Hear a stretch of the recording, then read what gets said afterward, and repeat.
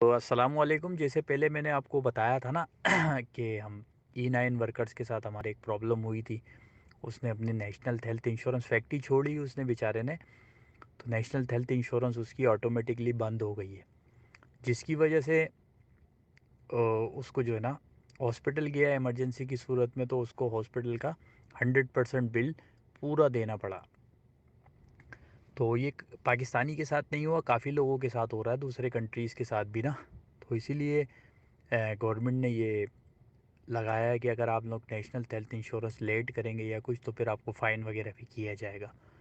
तो काइंडली आप लोगों से यही दरख्वास्त है कि नेशनल हेल्थ इंश्योरेंस जो है ना, अल्लाह ना करे आप फैक्ट्री छोड़ते हैं तो नज़दीक के आप इंटरनेट पे सर्च सर्च करें, गूगल पे जाकर या उनको नेवर मैप पे, कि नेशनल हेल्थ इंश्योरेंस का ऑफिस किधर है।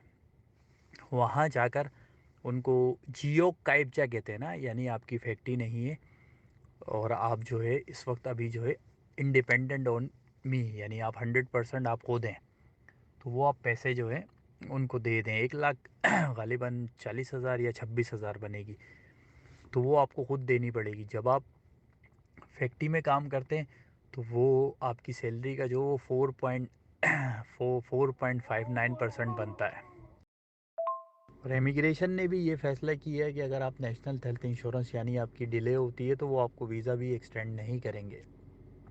तो काइंडली फैक्ट्री जब भी चेंज करें तो वो 2 महीने 1 महीना जितना भी दिन आप जो है नई फैक्ट्री में नहीं लगते, उस दौरान की जितनी भी नेशनल हेल्थ इंश्योरेंस है वो सारी की सारी 100% आप लोगों ने ही देनी पड़ती है।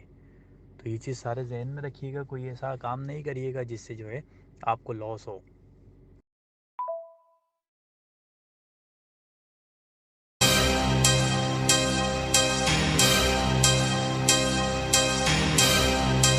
Jerkinator bitch. Jerkinator bitch.